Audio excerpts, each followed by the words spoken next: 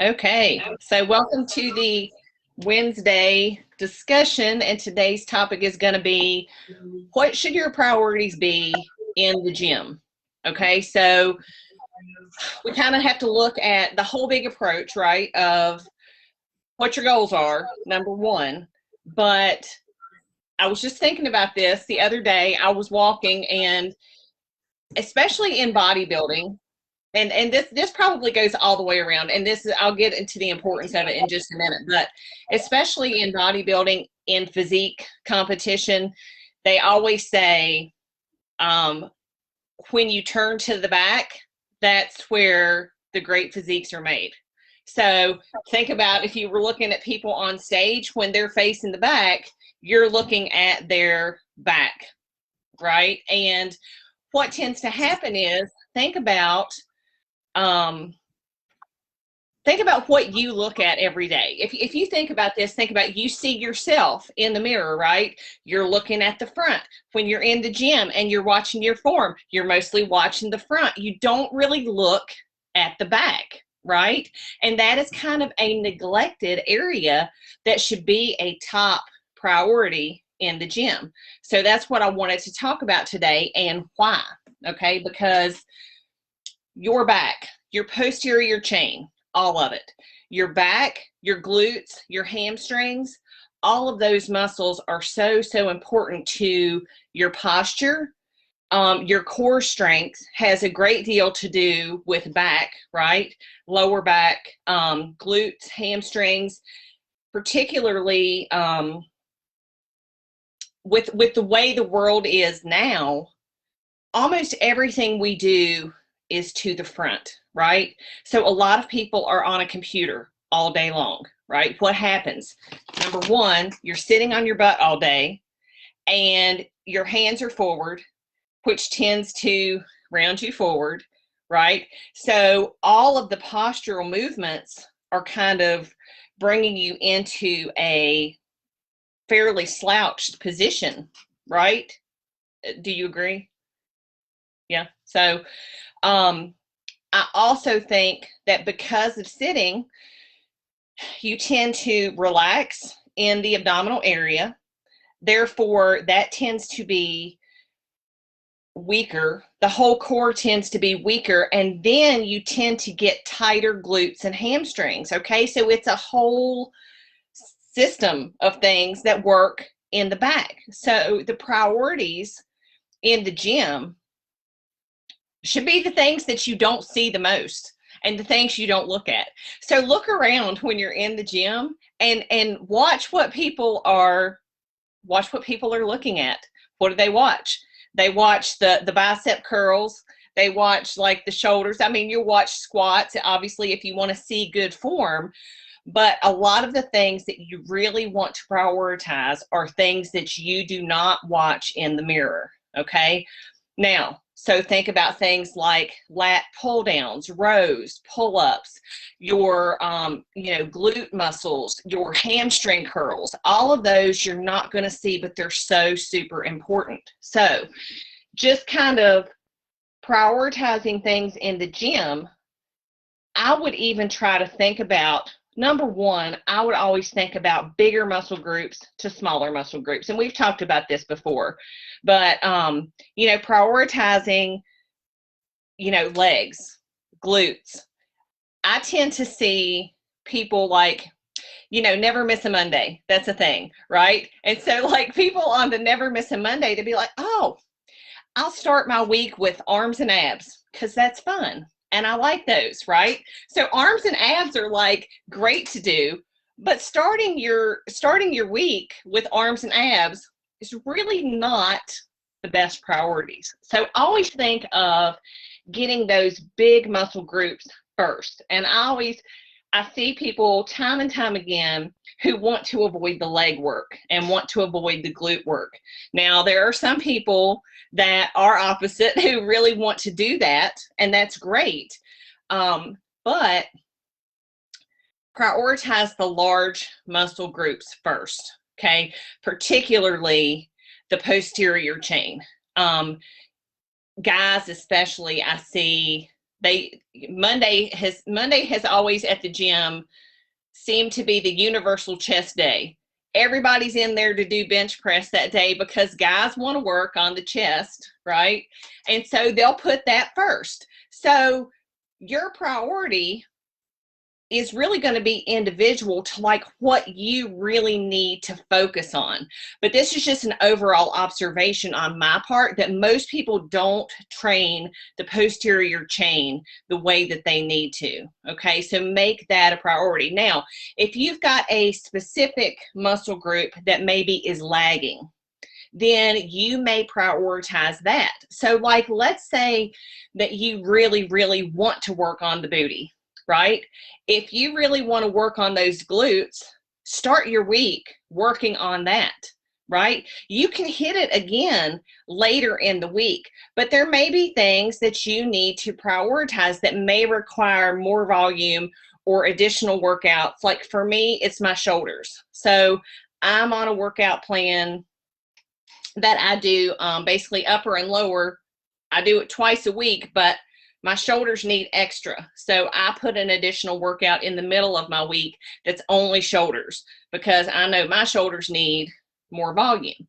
Now, somebody that may be wanting to work on legs more, they may put legs on Monday and then again on Thursday or something like that. Okay, but like spreading it out. So it's going to be based too on what you need to work out on the most. But again, I would prioritize the larger muscle groups.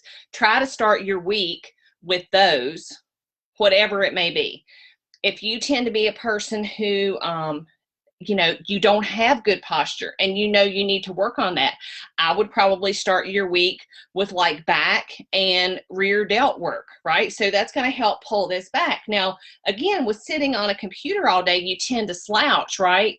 And so everything kind of gets rounded. So you want to kind of open that up, and training the back is going to help, strengthen that and open that up. But again, you want to stretch through the chest area too. And stretching, I think, is a huge priority that a lot of people miss. So just kind of recapping that, prioritizing your large muscle groups, prioritize based on what your focus needs to be, and then prioritizing stretching as well. So, you've got to get all of those components in to kind of hit where you want to make the changes that you want. So why do we need to prioritize, right? Especially ladies, this is Women's Body and Power. Other people may listen later. So this applies to men and women, but, people that want shape, if you want shape to your body, and not a bad shape, a good shape, like women that want curves, you want lean curves, right? You don't want curves from too much fat storage.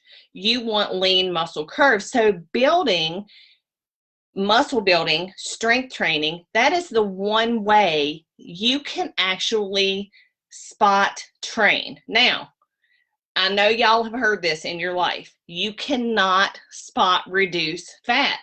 Okay, so you can't like do 6 million crunches to try to reduce fat in your abdominal area. Okay, fat reduction comes from being in a caloric deficit over time. Fat reduction comes from what you eat and your calories in versus calories out over an extended period of time. So doing an exercise is not going to spot reduce. However, doing a strength training exercise for a specific body part will reshape that area, right? So if you think about that, like really think about that, that is fairly miraculous, right? Strength training is like sculpting. Think about, have you ever seen that picture? It's like a guy is sculpting, and there's a big, I don't know if it's stone or what, but there's a big person of stone, and he's sculpting down to the lean person, right, on the inside. And it's like changing each area of the body. So by strength training and prioritizing those large muscle groups and hitting everything, obviously, but by prioritizing what you want to train, what you need to train, you can totally change the shape of whatever muscle group you are working on, which I think is totally amazing, right? Because you don't want to be just a smaller version of what you are now, right? You want to change your shape for the better. So that is why strength training, just in general, is just the wonderful, wonderful thing that it is. So think about, like, if you want a smaller waist, what are you going to do? Are you going to do 10,000 crunches because you think it's going to shape your waist? No? Okay. I would recommend, if you want a smaller waist, you want to work on building the width up at the top of the body, right? So if you work on your back and you work on getting a wider upper back and your shoulders, that is going to give the illusion of a smaller waist right out of the gate, right? But you're also working on reducing additional body fat over time. Working on training those large muscle groups is going to help you burn the most calories at a time. So those are like the main priorities that I would have for you in the gym. But just on another note, prioritize your strength training in the gym, period. Okay. So don't go into the gym. And we talked about this, I think, with Coach Katie last week. We were talking about getting stuck on the cardio. You know, you go to warm up and then you're there for 30 minutes and you're like, yeah, well, that's good enough. I'm pretty tired, right? Don't do that. Okay. So just go warm up a little bit. Even if you don't warm up on cardio, go do your exercise that you're going to do, warm up on that big exercise. For example, if you were going to do like a leg press machine, start lighter, do a couple of warm-up sets, then start adding your weight for your working sets, right? But prioritize the strength training. You can always go back and do cardio later. I don't know anybody that can't just walk on a treadmill even after they've had a hard workout. So if you end up having to do both close, then just walk a little bit afterward, and that's fine. But I definitely see more leaving the gym after 30 minutes of cardio, you know, versus going on to the weights, you know, so make the weights your top priority. So recapping that, I think prioritizing the large muscle groups, prioritizing what you need to work on the most, and prioritizing strength training in general. And so I was talking about priorities in the gym. I could talk about a whole different segment of priorities nutritionally. But I think that was the points I was trying to get across. So do you have questions?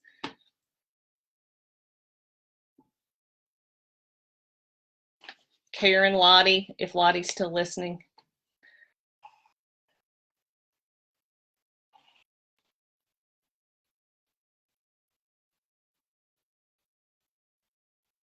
So I did a great job explaining, right? My job is done for today. So I think the big thing is, don't forget the muscles that you don't see. Okay, this is another reason why progress pictures, y'all, are so important. When people start out on their journey, or like when they come back, if they've been gone a long time, one of the tendencies is, I don't want to see what I look like. I'm dreading the pictures. I don't want to do the pictures, and people don't want to send me their pictures like at the beginning. And I'm like, look, I won't even look at them. Like, trust me, don't send them to me thinking like I'm going to analyze. This is for future reference, right?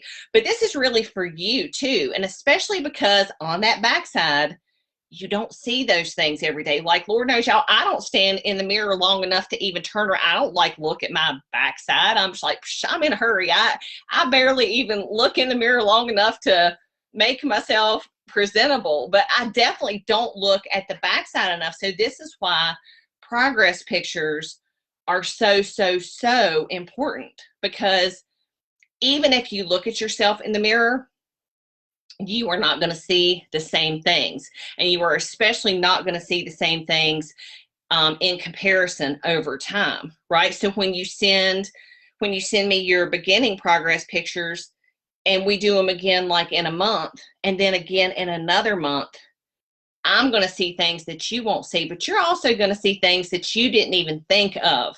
And it's not something you're going to see in a mirror, but it's why it's so important, because those progress pictures, you're going to have a back side picture too. And it's going to make a big difference, because look, if you're only looking at the front all the time, you're only seeing half of it, right?